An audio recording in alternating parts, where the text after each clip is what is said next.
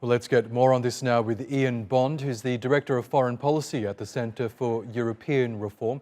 He joins us now from London. Welcome to the programme, Ian. Transnistria is in the spotlight now after a series of unexplained explosions there. Ukraine says they were set off by Russia as a pretext for Russian troops advancing to Transnistria. Do you think that's the case, and why would Moscow be looking to embroil the territory in its war? Well, I think it's unlikely that Russia is actually going to launch an attack on Ukraine from Moldovan territory, from Transnistria, because, as your correspondent said, there are only about 1,500 Russian troops there. But they probably do want to complicate Ukraine's thinking, force the Ukrainians to worry about what might happen on their western border and divert attention away from other areas where the Russian forces are under more pressure.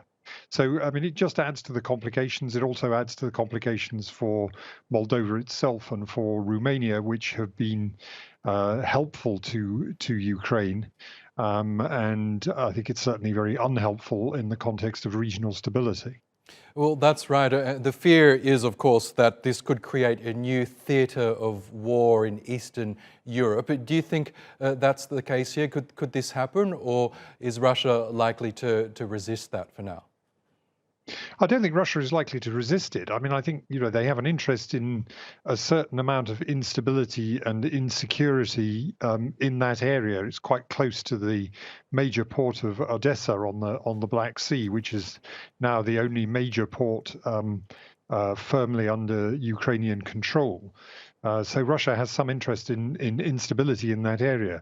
But as I say, with only about 1,500 troops there, it's hard to imagine that the Russians would want to launch a full-scale attack from that side, with the very high likelihood that their forces would simply be wiped out pretty quickly. Well, it's interesting because Transnistria, while being Russian-backed, isn't actually formally recognized by Moscow itself as an independent state. So what is Russia's interest in Transnistria right now, if it's not looking to perhaps expand further east? Well, its interest is in keeping Moldova destabilized, not in control of all of its territory. I mean, you're right that Russia has not recognized Transnistria as an independent territory. At the same time, it has used it as a base for its own operations against the information operations or intelligence operations against the Moldovan government over many years. I mean, Transnistria is a very peculiar place.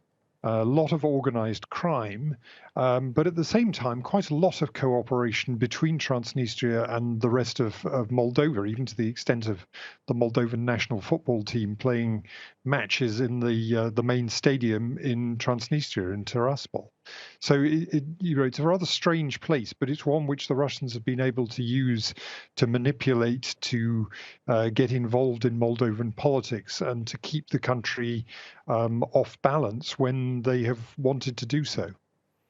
Okay, Ian Bond, we will have to leave it there, but it was really good to get your analysis. Thank you again for joining us on TRT World.